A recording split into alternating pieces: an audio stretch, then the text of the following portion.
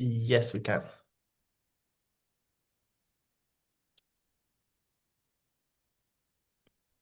Okay. Welcome, everyone. We're excited to have you back today. I'm Joe Tucker, and today we're going into specific games. And today we have Professor Jennifer S. Smith. She's a professor in the Department of Epidemiology at UNC's Gilling School of Global Public Health. She's also affiliated with the Lineberger Comprehensive Cancer Center, the CFAR, and the UNC Center for Women's Health Research. She is an international authority on HPV and cervical neoplasia and cancer. She's published over 200 articles. She's mentored countless trainees applying for NIH grants, and she is really a grant guru. We are delighted to have Professor Smith with us here today to talk about specific games and to really get into the nitty-gritty of this. This is such an important topic, and really excited to have Professor Smith with us here today. So, without further ado, over to you, Jennifer. Thank you. I am really excited to be invited to give you all a talk today about grant writing. And I know that, I think when we're thinking about grants, the most important part of a grant is really thinking about our specific aims. And so I think when we put together a grant, the most important thing is kind of thinking about, well, what is the novel thing that I'm going to research that's going to move the field forward? And so here's what we're going to do is we're going to go through some specific discussions around specific aims.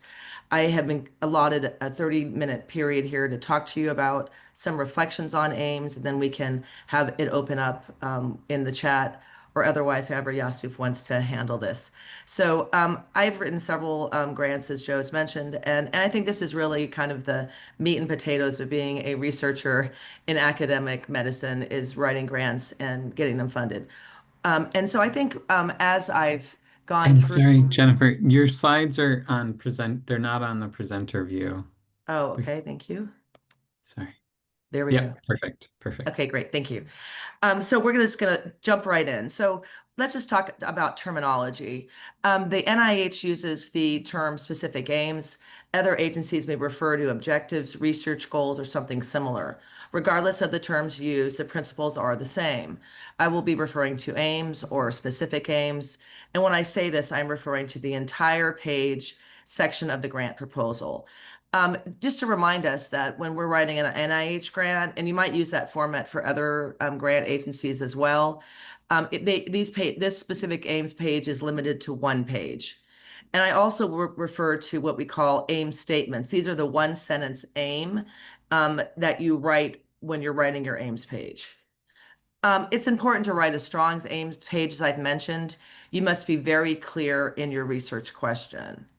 And so, as I said earlier, I remember one time when I had my first R01 aims and I went to take them to our director of my department in epidemiology. And he said, you really need to cut your fourth aim. And I really loved my fourth aim, which it was a male circumcision trial. And the aim had to do with serology. And he said, you already have enough in your trial. You don't need that fourth aim. Serology is confusing, cut your aim. So I think one of the most important things is not only to identify an important research question, but also make sure that you're not doing too much in your study. So have it be interesting, have it be focused, have it be feasible, and novel is really important. Are you moving the field forward? Are you repeating what someone else has done? Are you really moving the field forward? And those are kinds of questions that you have to ask yourself when you're putting together your aims. So there's, two different frameworks that, you often consider when you're looking at your research question. And I really strongly advise, when you're trying to think about what's new and novel, talk to experts, do your PubMed searches, but also think about these frameworks, like as in Finer, is your research project feasible? Is it interesting? Is it novel? Is it ethical? Is it relevant? And PICA's another framework that's actually very good to consider, making sure that you're very clearly describing your population, your intervention or the factor of interest, your comparison, your outcomes, and your time. As you know, with any grant review, I always remind everyone to put on your epidemiology hat. Has the grant very clearly defined their exposures? And have they very clearly defined their outcomes? And do you agree with those definitions?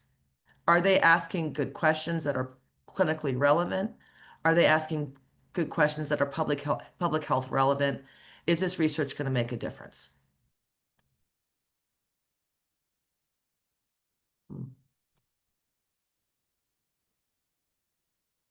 You need to spend a lot of time on your aims. As I said earlier, a clear aims make clear proposal. A very large amount of time of the reviewer's impressions are based on the aims. This may be the first thing that the reviewers will read. It may be the only thing that the reviewers' committees read. So you have your introductory paragraphs in this one page. These are usually 2 to 4 paragraphs. I'll give you some examples. You also have your aim statements. You normally have 3 aims. 1 to 4 is okay. I would generally really try to make it to 3 if you can, and not have it be 1 or 4. I've had successful grants get 5% percentages, the top 5% of grant scoring with only 2 aims. Having 4 may be too many, but if you do need 4, it's okay. Normally we have 3. You want to have a brief overview of how the study will be done, either aim by aim or an overview. And then you want to have at the very end of your aims page your impact statement. You need to address why, what, who, how, and where. Who, what, where, and why of the project proposal. This is your opportunity to let reviewers know, number one, how organized you are, how efficient you can be in your writing and your thinking. And this is your opportunity really to count the words and realize that every word is worth gold. So there's different options for the layout of your aims page.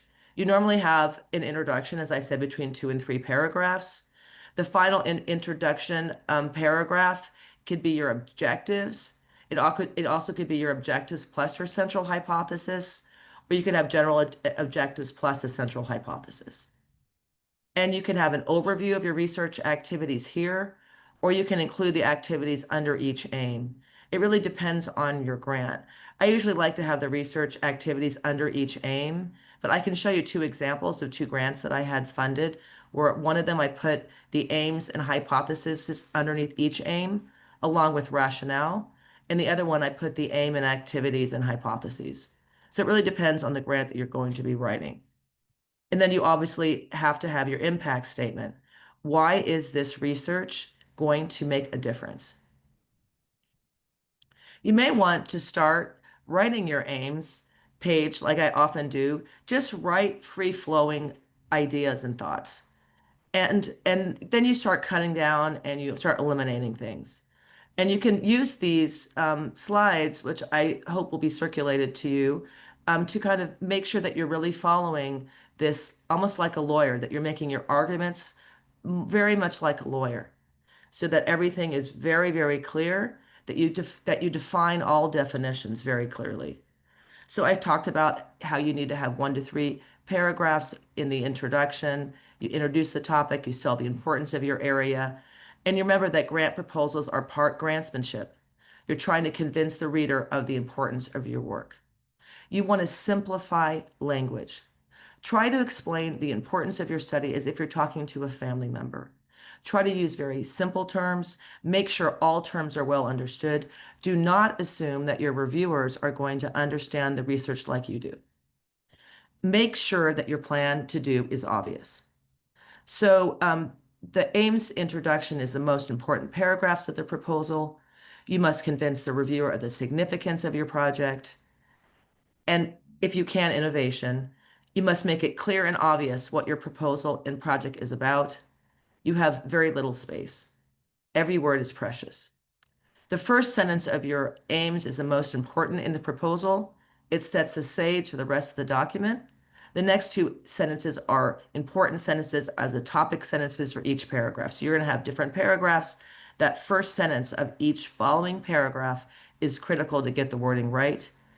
And the other important sentences are your aim statements and your hypothesis. And everything else is filling in the details. So basically what you want to do is look at your aims as a funnel, your global statement of the problem and the significance, identifying your knowledge gap, and then your plan. So what is the important public health problem? Why is it important? What is the gap in the knowledge, and what are we going to do about it? So the goal of the first paragraph is to state clearly why your area of study is important. And one student called it the paragraph to scare the reader by showing how bad the situation is, the disease is, the issue is. And then make sure all the information is directly relevant to the proposal that you're writing. Often when we write papers, we do the same. If our paper is discussing the importance of provider communication to increase HPV vaccination, our introduction needs to be focused on why provider education is important to increase vaccine uptake. It's not about cervical cancer being important. It's about the direct relevance of what you're actually trying to address.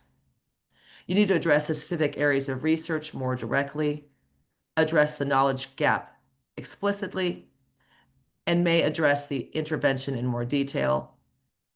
And it's more focused in the first paragraph, the second paragraph of your aims. And again, you do not want to have any additional extraneous information. Paragraph 2 may actually be 2 or 3 paragraphs. I usually have 2 paragraphs for paragraph 2. Use the space you need and make the case for what you are proposing. But space is precious and every word is needed. Again, you're like a lawyer. You're saying the importance of the problem, what is the gaps of the information, and how are you going to address this in your research project, and why is it going to have, the next paragraph, the impact. The final paragraph of why your statement, your brief statement of what you plan to do, possibly a statement of why your team is the best to do it. Maybe if you are not going to put your hypotheses under the aims, each aim itself, you'll put a central hypothesis here. So here's an example from our R01 study called My Body, My Test. We provided self-collection in community settings to increase screening uptake among underscreened women. And so here's the first paragraph. This is the scary paragraph. Invasive cancer is highly preventable through early detection and treatment of precancerous cervical lesions. Yet over 12,000 women develop and 4,200 women die of invasive cancer in the US each year. For women ages 30 to 65, US cervical cancer screening guidelines recommend in-clinic physician testing in conjunction with Pap testing, also called co-testing, or Pap testing alone every 3 years. Here we're just giving information to the reviewers about where we are with cervical cancer screening, and then we get more context.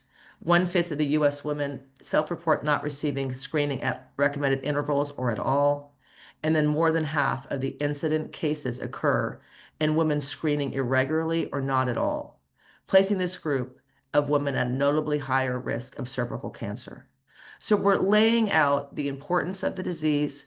We're educating the reviewers on current screening guidelines. We're telling them why we want to work among women who are underscreened because they're at higher risk of getting cervical cancer. And our project is really concerning this unnecessary death. Okay, here's the second paragraph. So now we're saying, what is the gap? How are you going to fill it? So here's our gap paragraph. A novel approach to increase screening is the use of at-home self-collection for HPV testing, an accurate and well-accepted method to detect oncogenic HPV infection, the main risk factor for cervical cancer in women 30 years of age, 30 years and older. Mailing kits for at-home self-collection has been found to increase screening completion and overall detection of high-grade cervical disease among underscreened women in Europe, identified through national screening registries. Here's the gap. Though evidence is promising regarding the effectiveness of self-testing in increasing cervical cancer screening completion, all effectiveness studies have been completed outside of the US. Domestic studies are essential to evaluate effectiveness of self-collection as implemented in the context of the US healthcare system. And here's the third paragraph. Here's where we are talking about general methods, what we plan to do.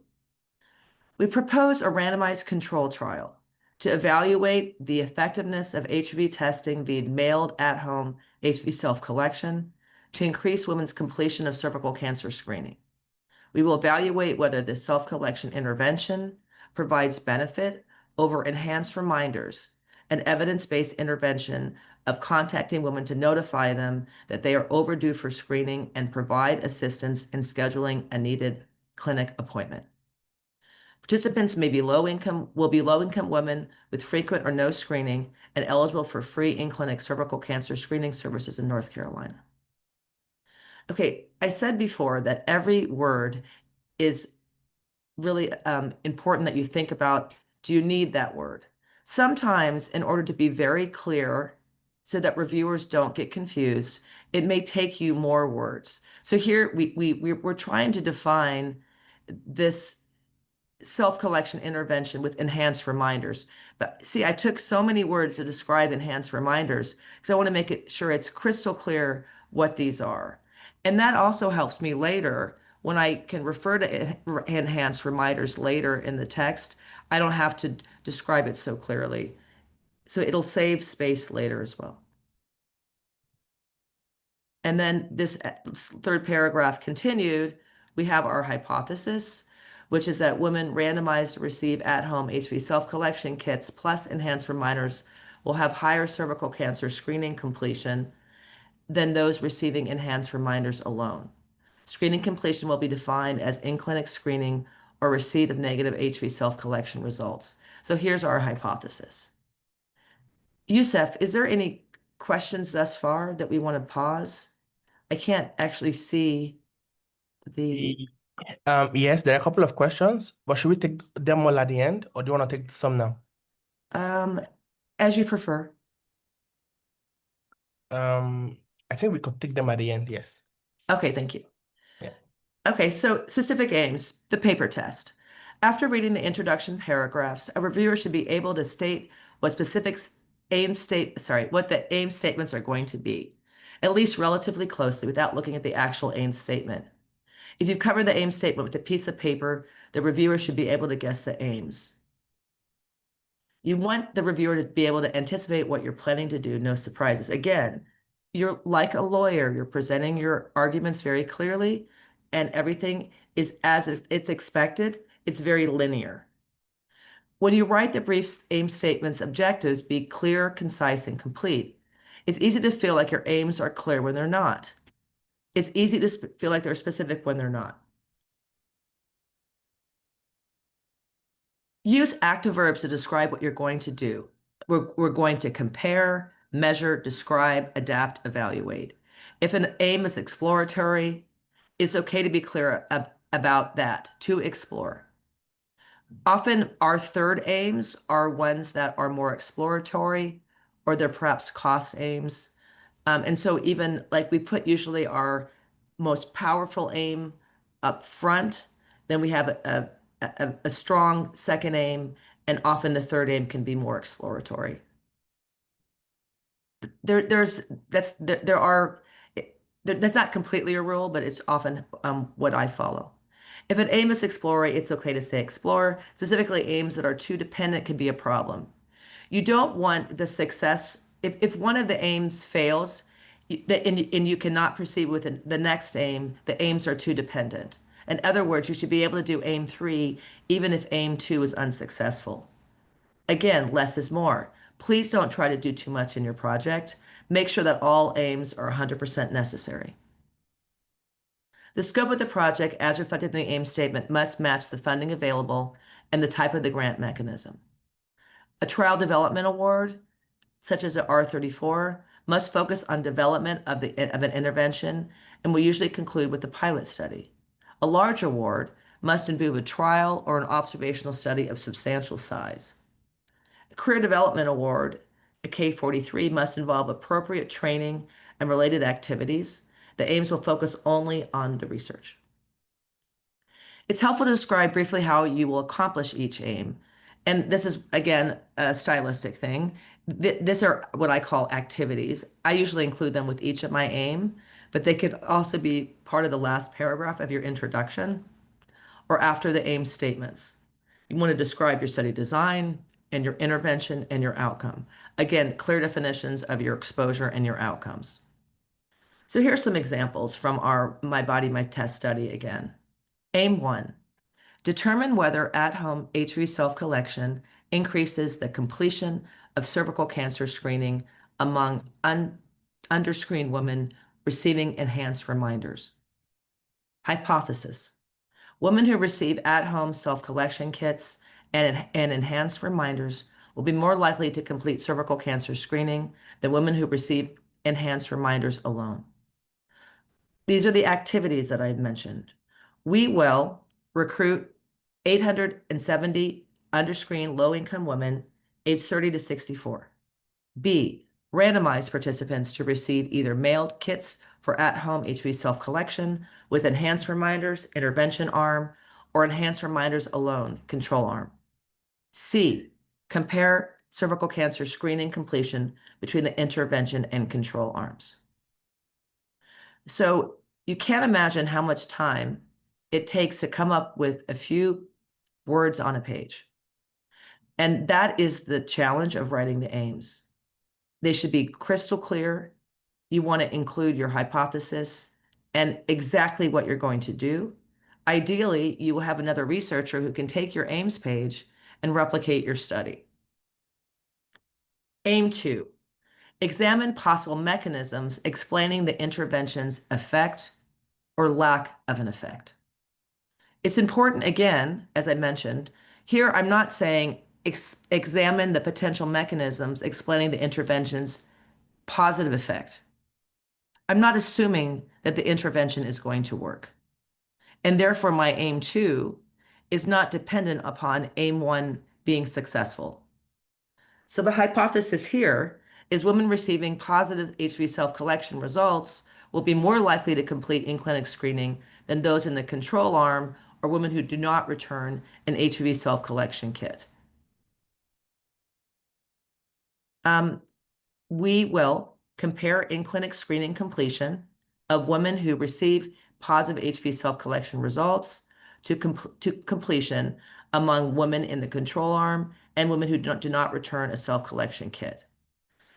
Assess perceived risk of cervical cancer and beliefs about screening among women via pre and post-intervention questionnaires, and examine the role of perceived risk as a potential psychological mediator of the intervention effect. And we can go back to these slides during the question and answer period if you have specific questions about the formatting or the approach to these aims. Aim 3, estimate the incremental cost per additional woman completing screening of adding at-home HPV self-collection to enhanced reminders. We will measure economic inputs required for the intervention and control arms. We will assess the incremental cost of at-home self-collection per additional woman completing screening. These activities will provide the basis for comparisons to other interventions that promote cervical cancer screening uptake and serve as data sources for future cost effectiveness and budget impact analyses. Here are other examples, aim statements from our HPV urine study. Aim 1, evaluate high-risk HPV testing in urine samples for the detection of high-risk cervical cancer and cancer in HIV-positive women. So you're very clearly stating your exposure, which is HPV testing in urine samples. You're stating your outcome, which is detection of high-grade precancer and cancer, and you're indicating also your population or your group that you're going to be studying. Aim 2, evaluate S5 methylation testing in urine samples as a triage test for high-risk positive results among HIV-positive women.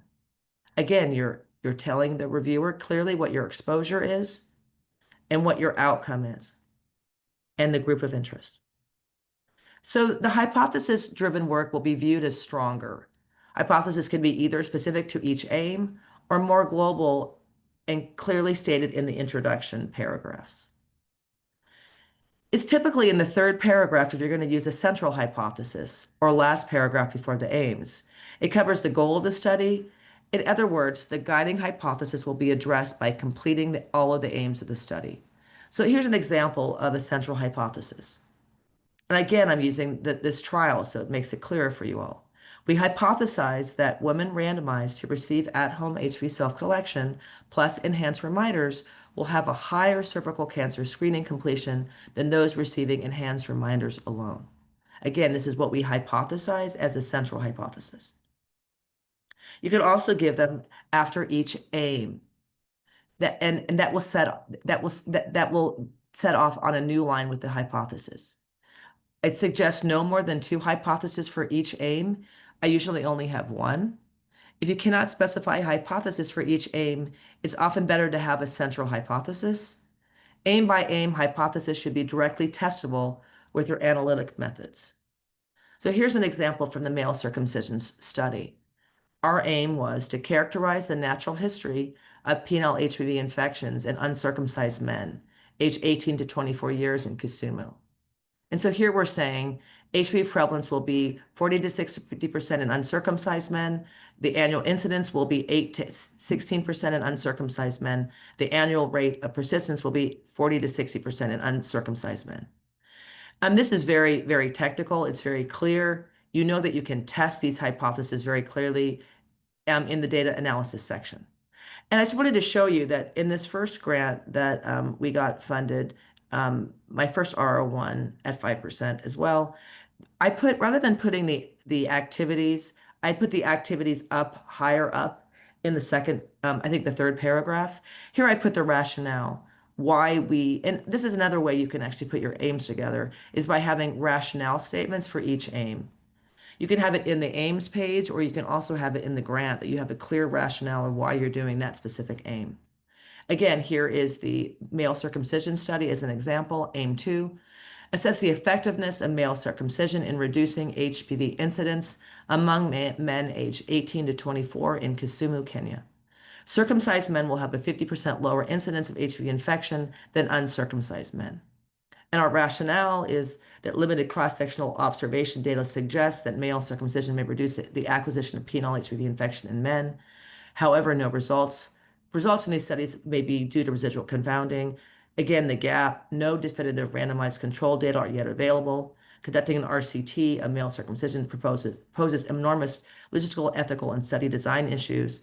Our proposed study is grafted onto an ongoing NIH-funded RCT of male circumcision. In order to conduct our study, we need not to undertake a second RCT of male circumcision.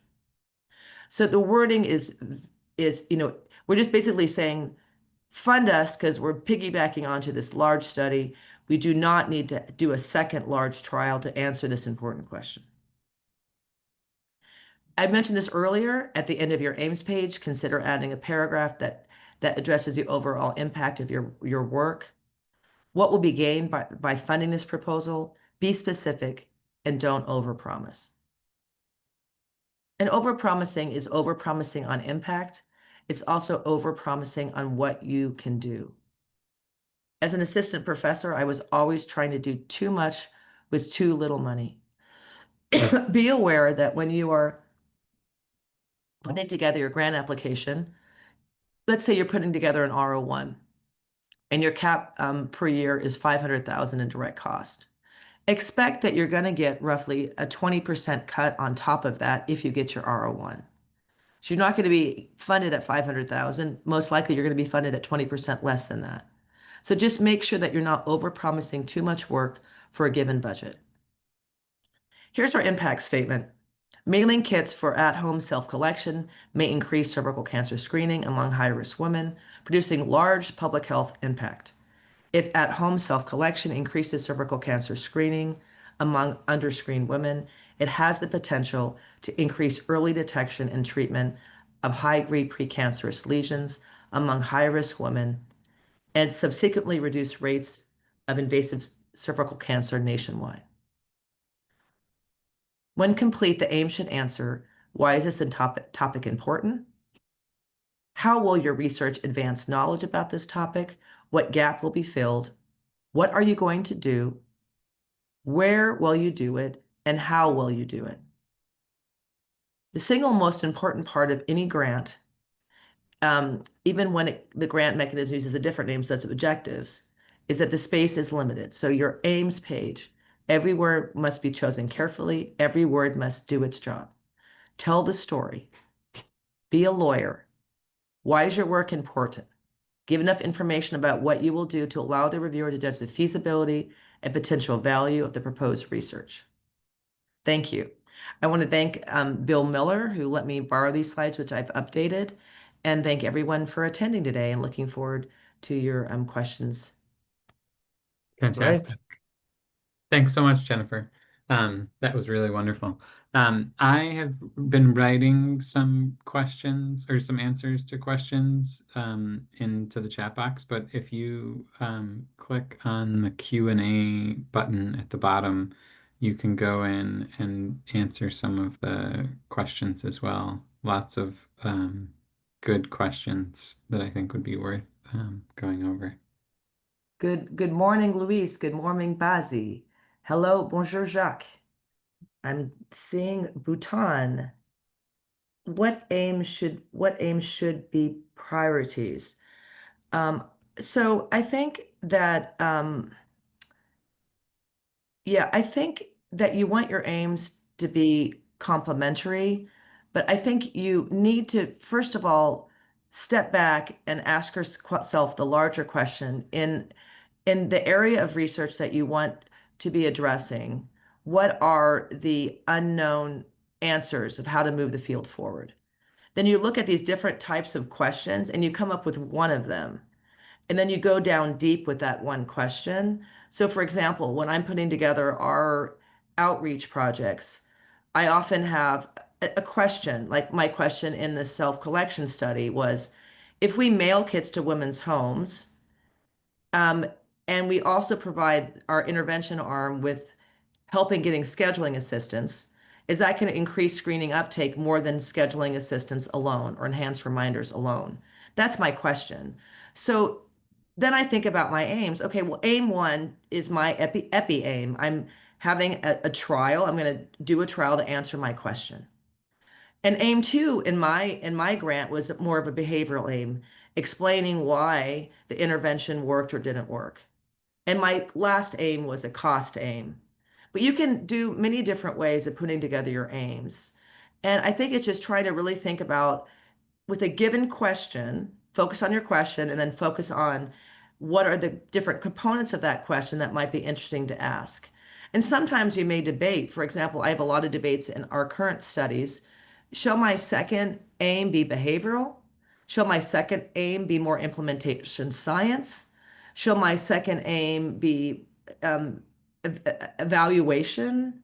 So I think there's these kind of debates that you have with your colleagues, and I think it's really important that you sit down with colleagues and discuss potential aims, discuss grant titles, have kind of discussions with your colleagues to come down with the right aims. It's not easy to come up with good aims, and often I will think about aims quietly, writing them down at home on a piece of paper, and then I run them by Joe. I run them by my colleagues. We discuss them over lunch. Sometimes Joe will tell me, well, that aim three makes no sense.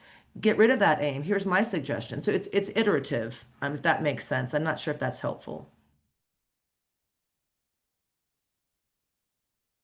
In the example given for hypothesis 1 in cervical cancer studies, 800 women were recruited from low income area. Would the sample collection not be open to bias? Our aim in this study, Renz, was to actually identify underscreened women who hadn't been going to their screening appointments. Most studies in the literature actually recruit women through clinical records. We're going to be doing that research as well. And I think by going out in the community, we were actually trying to reduce bias rather than increase bias. And I'm happy to have it. I'm going to give everyone my email in the chat so that if you have additional questions or want to reach out to me, feel free about our particular studies. But we were trying to actually reduce bias. But indeed, no study can be, in my view, representative of every individual. We were trying to identify underscreened low-income women in our community, but the ones that joined our study, they would not be representative of all underscreened women in our state of North Carolina, of course. But we were trying to go out in the community to do a better job to get representative sampling of women who are underscreened that wasn't based only on clinic recruitment. Thank you about the question about R21 studies. Professor Smith mentioned expectations for the R01 K43 study. Is there any guidance for R21s? R21s are the same guidance I would have for the others, is that you have to be clear on the budget that's allowable for R21s. I think one of the differences between R21s and R01s, in my view, is that you need to have very strong pilot data for R01s that you don't need for R21s. If you have enough pilot data and you have a strong team and a strong study design and idea, I would personally lean to an R01 over an R21. R21s are as hard to get as R01s, and the budget pay line is basically the same. You don't get much bonus for putting in an R21. There are also like smaller R01s that you can apply for that are also interesting to look at. There's also a number of other mechanisms that you can look at. So I wasn't suggesting that we limit ourselves to these that I put in the slides. There's also a number of other options you can look at. There's quick trials. It's also important that you think about like what study section your aims would fit in. Yusuf, there is and I need to look and find this. There is a way you can put your aims. It's a link. You can upload your aims to a link with the NIH, and they can suggest study sections. And I will find that, Yusuf, and have that be able to be circulated to the students. So if you don't know the study section that your aims should go to, you can circulate your aims. You can upload your aims to this link, and they can give you some suggestions.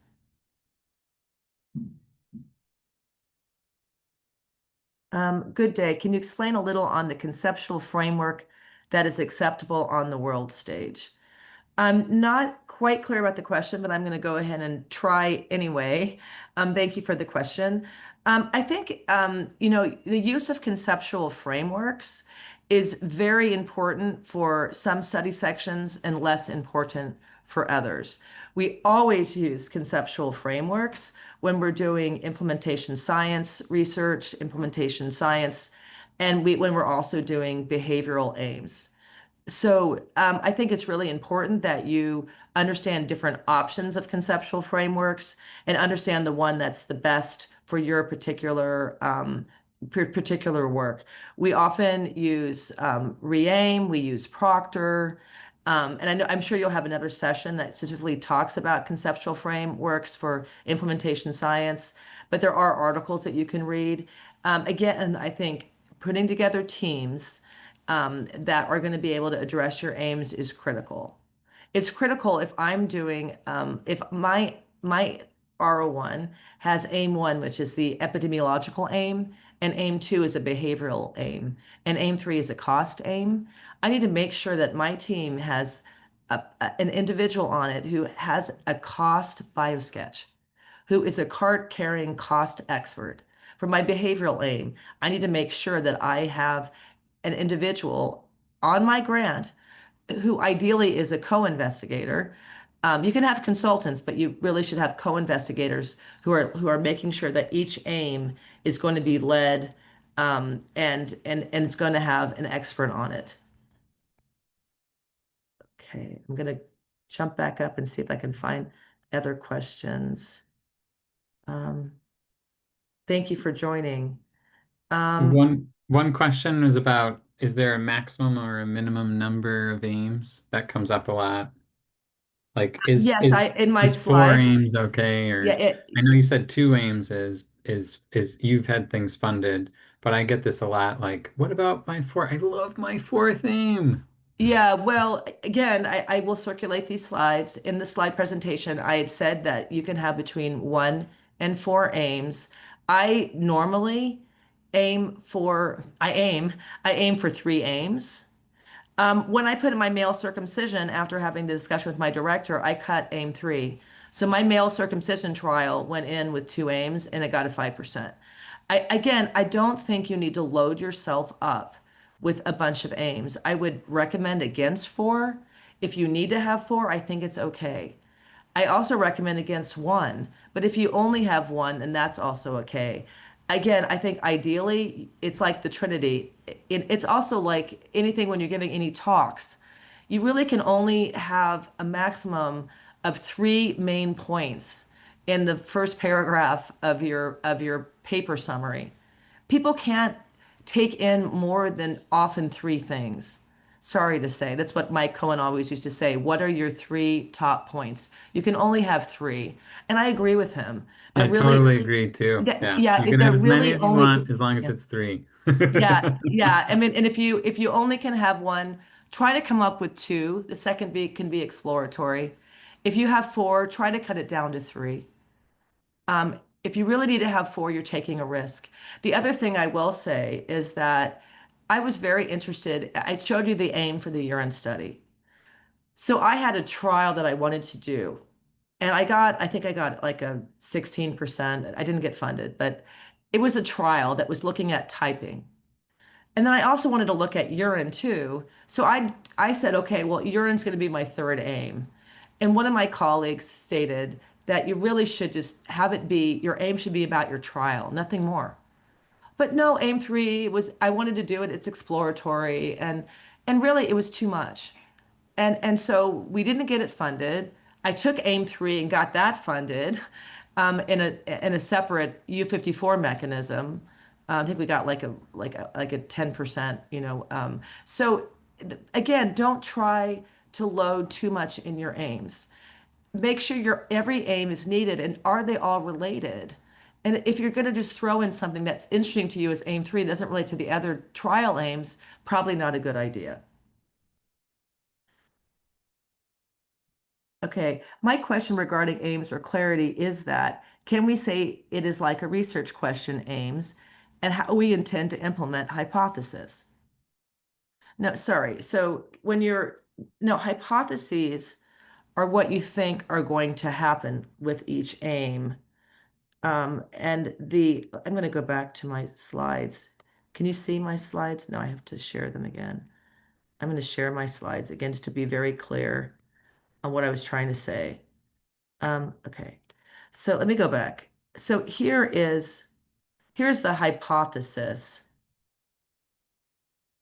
Assess the effectiveness of male circumcision in reducing HPV incidence among men aged 18 to 24 in Kisumu, Kenya. Our hypothesis is what we think is going to happen in a very clear way.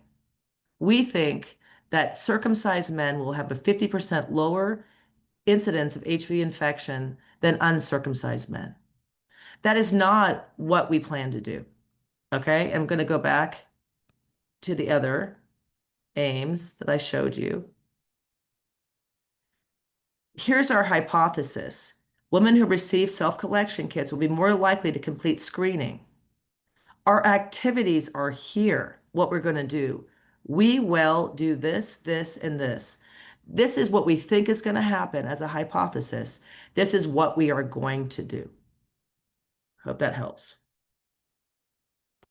Okay, I'm going to try to go back now to the chat. Okay, if I can get this to go down.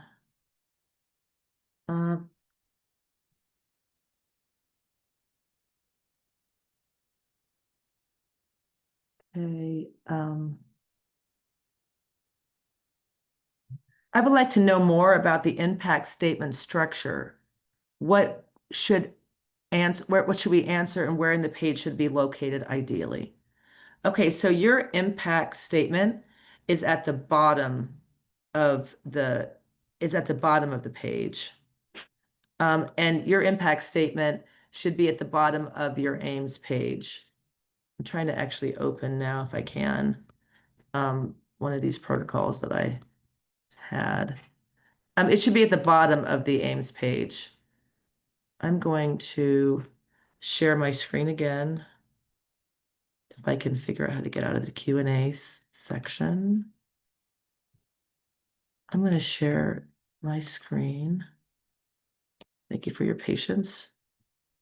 Okay, here's the Ames page for the R01 that and I'm happy to circulate this page to you all, but here's how it looks. I showed it to you on the slides. This is the first page. This is a scary why it's a burden. This is kind of the gap paragraph, like what the gaps are. Here's the paragraph where we kind of describe what we're going to do. And then we have our central hypothesis here. I showed these all to you on the slides, but I can also send this along. Here's, this is, you've seen these all on the slides, but this is what it looks like. Here's the aim statement. I've shown you these on each slide. You've seen these. I've walked you through these. This is how it looks on the page. You make sure that you have spacing. There's not a lot of spacing on this Ames page. You probably would like to get rid of some more words if you can. I think you can run your Ames through AI to try to streamline your language. I would never recommend ever having AI write your Ames, but you can run your Ames through AI to ask them to help you streamline your language. This is actually not something that we've done here. So anyway, here's the.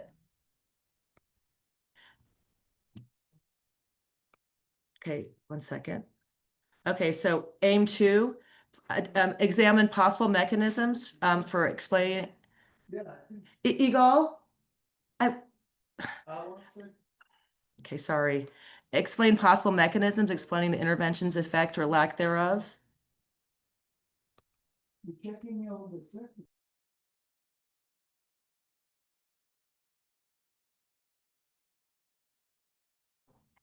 Sorry, I'm so sorry.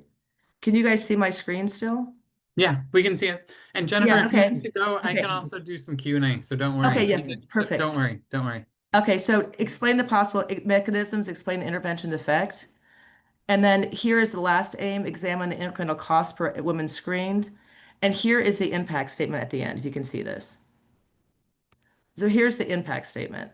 So does that help? I don't know, Joe, answer that question. Yeah, that's great. Yeah. Okay. And let me go back to the other thing here. I'd like to know the impact statement structure. Okay, got that one. Is the impact the same as the significance of the study?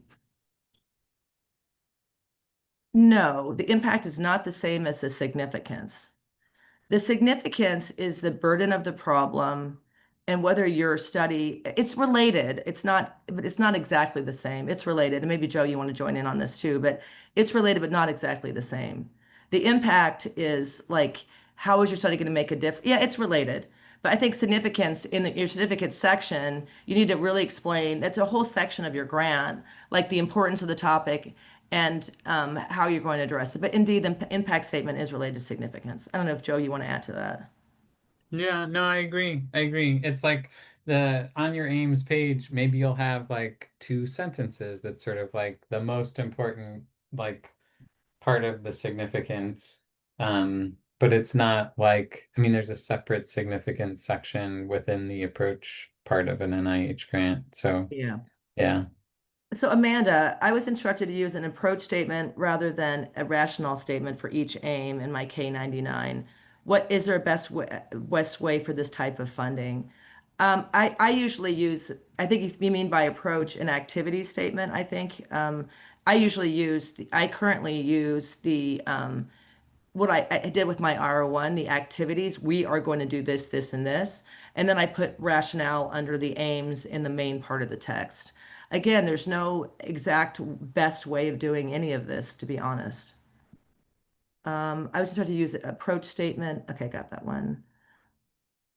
What's the difference between the main introduction chapter and intro paragraphs on the aims page? Okay, in your your introduction in your significance section, it looks a lot like the aims 2 and well the aims 1 and 2, the aims 1 and 2 on your intro paragraph on your aims page could look very similar to your significance page. But you don't want to cut and paste from your aims page to the beginning part of your significance page in the grant. You don't want to repeat yourself. So you're going to have some overlap between the top parts of your aims page and also the significance, but you don't want to use exactly the same wording. That makes sense.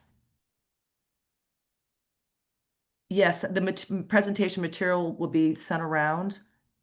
I'll send around this aims page. How can we test whether our specific aims are clearly aligned with the overall research question? Again, I think it's working with folks who are experienced writing aims. Don't be afraid to reach out and ask for input on your aims. Often we have like study sections that go through and look at the aims. And we make sure that again, it's just working with others. I think, it takes a team to put together good aims. Yeah, I completely agree. I It's a need team clarity, effort. on aims introduction as some grants give word limits on some parts, which can overshoot the word count. What's your opinion on aims that are linked such that one aim leads to? I don't understand the question, Ozzy, very well. I don't know if you can probably put it back into the chat. I'm just reading them as they're coming up without reading them first. How many R01s are funded by round?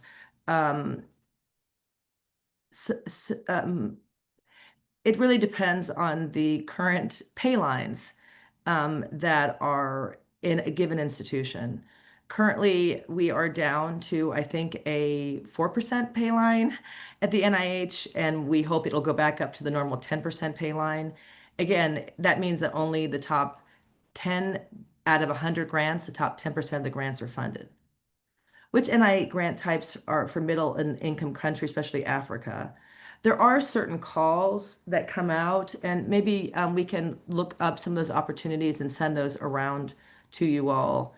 Thank you for that question. If you want to switch to a new research area, what should be done? Research requires funds to generate preliminary data. If there are no preliminary publications but a strong hypothesis, which category of grant shall we apply? I think you want to switch to a new area. You would consider an R21. That said, it's very hard even to get an R21 in a new research area if you don't have any publications in that area. So I would suggest trying to join a team and trying to get at least 1 or 2 publications in that new area before you try to put in a grant, like an R21, given how competitive they are. What's the difference between a gap and a problem? Great question. They're very similar. A gap can be a problem, but I think a gap is where you say that there is nothing available. There's been no studies in this area. Usually when we're writing our introduction for our grant or even our publication, we're saying, why is there a gap in this area? Like everyone's been doing research on provider education to increase HPV vaccine uptake, but very little research has been done on crowdsourcing, asking individuals and communities how to increase HPV vaccine uptake. Therefore, our grant is going to be looking at crowdsourcing to increase HPV vaccine uptake. So that's the gap. The problem is HPV vaccine uptake is low. The gap is there's very little data on how to improve vaccine uptake, which is our program. The gap is there's little information on how to improve it, little information on crowdsourcing, and our study is going to save the day by actually bridging the gap. How can I balance scientific rigor and practical implementation goals when formulating my specific aims for a field-based study like malaria prevention? scientific rigor does not mean I think I'm not quite understanding the underlying premise of this question, but you can have very simple practical implementation goals and also have scientific rigor. I think one of the biggest challenge isn't the scientific rigor, which you can do by having very strong analytical plans and study design plans. It's actually the innovation. How is this project innovative? And I think that is, I think, really a challenge. And how can I effectively link my aims to implementation of science frameworks? Well, yeah, that you can do. You can look at the different frameworks, and you can map your. Normally I have one of the aims of my study be the implementation science framework, rather than trying to map all my aims to that framework. But again, it can depend. So you could maybe have one of your aims be the related to the implementation science. Again, you can also map it to all your aims, but it might be cleaner to map it to one. I'm just giving top of head responses here. How do you craft a novel topic for a grant application from a resource scarce setting? Well, what I often do is I'm just hanging out with my colleagues in Kenya, and I'm talking to the clinicians, researchers about their biggest problems in this area. And then you're just thinking about, well, how can we solve that problem? What is the problem? How can we solve that problem? Probably the best way is to talk with people on the ground who are doing clinical work and trying to figure out from them what are their biggest issues. Is it always necessary to state hypothesis in any kind of study? Nadine, it's best to either have a central hypothesis or state individual hypothesis for each aim. I think that actually helps to increase your scientific rigor of your project. Is anyone interested in research in Nigeria? We can link up or work on something together. And there's personal email from Samuel. Okay, I apologize, Samuel, but there we go. Your email's there. Please remove the slide on thermocoagulation, body expressions. Do communicate effectively when talking to others. I'm not sure. Am I showing the slide on thermocoagulation? Yes, it's still showing. Oh, sorry. Don't worry. I mean, you're going through Q&A, so there Okay. wasn't a slide. It wasn't like there was a slide that should have been shown. This was Okay. fantastic. Thank you so much, Jennifer. This is really great. I think, do you want to take maybe one more question and then we can wrap up? Is that okay? Sure. Is it okay to include one more country in my proposal? Yes, absolutely it is. I think you should be careful when you're including more than one country for feasibility, but it's possible to include more than one country. Can academic research be funded? Yes, absolutely.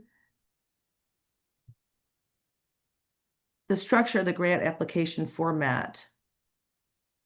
Yes, we can share the structure. There was we circulated a document which had a lot of that in there. Let me know if there's anything else you need. Oh, thank you, Charlotte, about your CFR framework. I think we have gone through most. Thank you. I think we're running out of time, as you said. Joe, I'm trying to see if there's anything else. Thanks, Jennifer. No, this was great. Thank you so much. And just a quick plug. This is a Phoenix project. We have a webinar series. It's going to be happening this Thursday. How do we sustain HIV services in resource-constrained settings? I'll be talking about innovative financing this Thursday. Next Thursday, we'll hear about de-implementation. For those of you who are interested, you can scan the QR code or feel free to email us. More details are on the screen. And next week, as part of the Grantathon, we'll be hearing from Professor Juliet Iwulanmore about the innovation section.